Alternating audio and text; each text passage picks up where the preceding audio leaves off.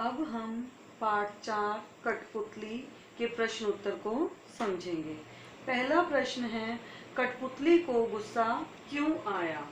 कठपुतली को गुस्सा इसलिए आया क्योंकि वह बहुत दिनों से धागे में बंधी थी तथा उसे दूसरे लोग अपनी उंगलियों के इशारे पर नचा रहे थे। वह इस पराधीनता से मुक्त होना चाहती थी तथा अपनी इच्छानुसार काम करना चाहती थी। दूसरा प्रश्न है, कठपुतली को अपने पांवों पर खड़ी होने की इच्छा है, लेकिन वह क्यों नहीं खड़ी होती? कठपुतली को अपने पांव पर खड़ी होने की इच्छा है, लेकिन वह खड़ी नहीं होती क्योंकि वह धागों से बंधी हुई है। वह दूसरों के अधीन है। उसका स्वयं पर कोई बस नहीं चलता। दूसरों की इच्छा पर ही वह अपने हाथ पैर हिला सकती है।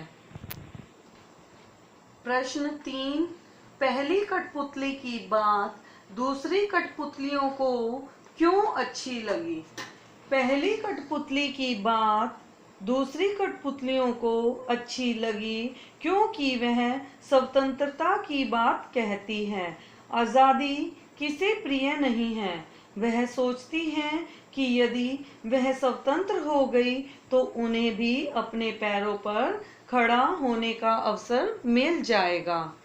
प्रश्न 4, पहली कठपुतली ने स्वयं कहा कि ये धागे क्यों हैं मेरे पीछे आगे, इन्हें तोड़ दो, मुझे मेरे पांवों पर छोड़ दो। तो फिर वह चिंतित क्यों हुई कि ये कैसी इच्छा मेरे मन में जगी?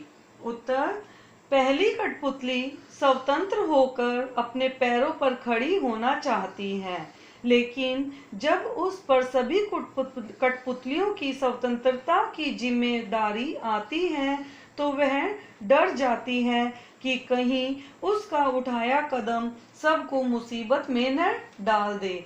वह स्वतंत्रता प्राप्त करने का उपाय सोचती रहती है।